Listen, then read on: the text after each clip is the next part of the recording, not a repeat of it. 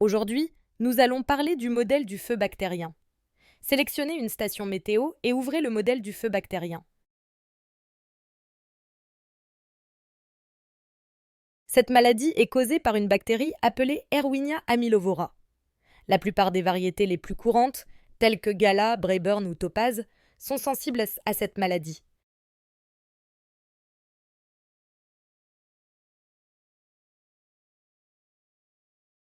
Le modèle RIMPRO ne prend en compte les infections de feu bactérien que pendant la période de floraison.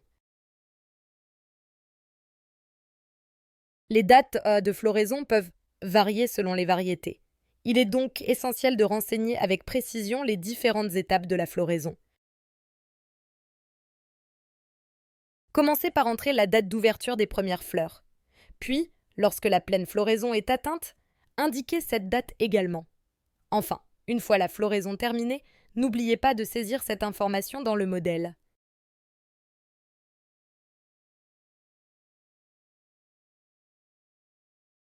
Comme nous sommes le 15 juin, la floraison est terminée.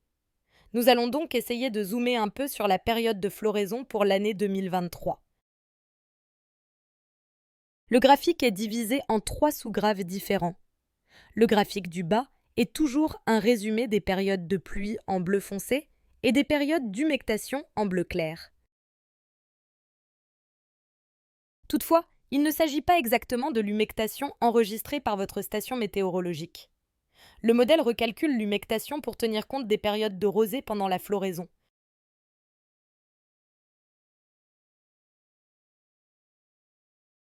Il est donc normal d'observer une durée d'humectation légèrement supérieure à celle enregistrée par votre station météo. Une fois la date de début de floraison saisie, une ligne verte s'affiche dans le graphique central. La deuxième ligne verte correspond à la fin de la floraison.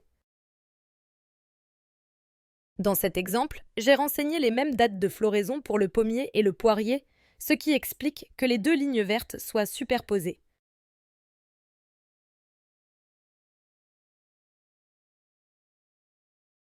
Entre ces deux dates, le modèle simule l'ouverture quotidienne de nouveaux groupes de fleurs.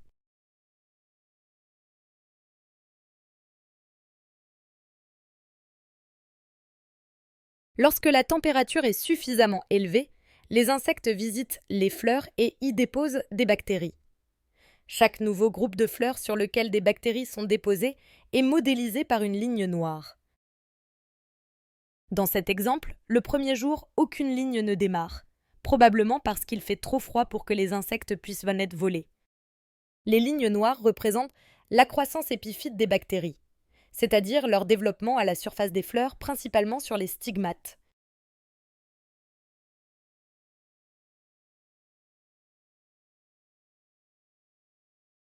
Le modèle calcule ensuite l'augmentation de la population de bactéries sur chaque nouveau groupe de fleurs. Une fois cette population arrivée à un seuil critique, représenté par la zone orange,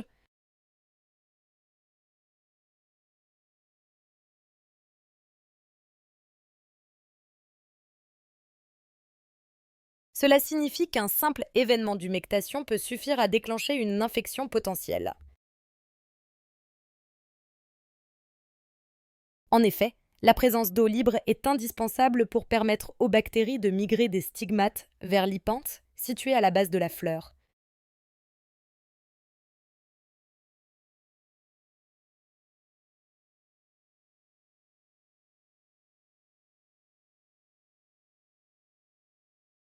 La ligne noire devient donc rouge si une période d'humectation est enregistrée alors que la population est au niveau critique.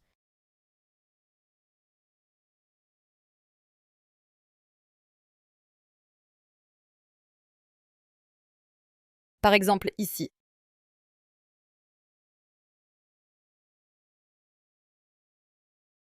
Et ici, le graphique le plus important est le graphique du milieu, car il montre l'infection des fleurs. Comme mentionné précédemment, lorsque la population bactérienne sur l'hypanthe est élevée et que la fleur est mouillée, les bactéries peuvent infecter les nectaires. L'infection risque alors d'atteindre un seuil critique.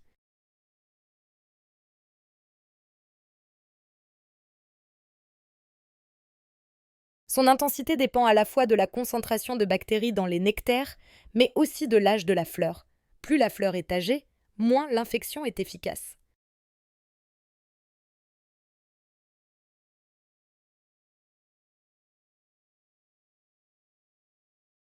Le graphique du haut permet d'estimer quand les symptômes de l'infection deviennent visibles.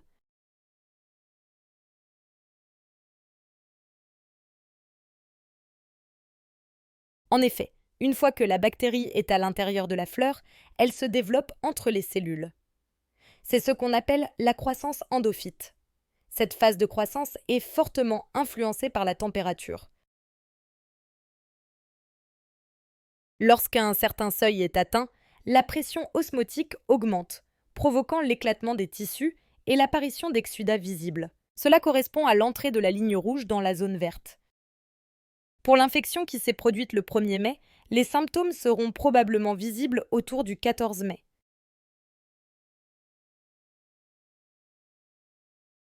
La plupart des pays n'ont plus d'antibiotiques. Si vous utilisez un agent antagoniste, il est essentiel de l'appliquer au bon moment. Il doit être déposé sur les fleurs déjà ouvertes, susceptibles d'être infectées, mais avant que l'infection ne se produise, afin que l'agent ait le temps de s'installer et de se développer efficacement.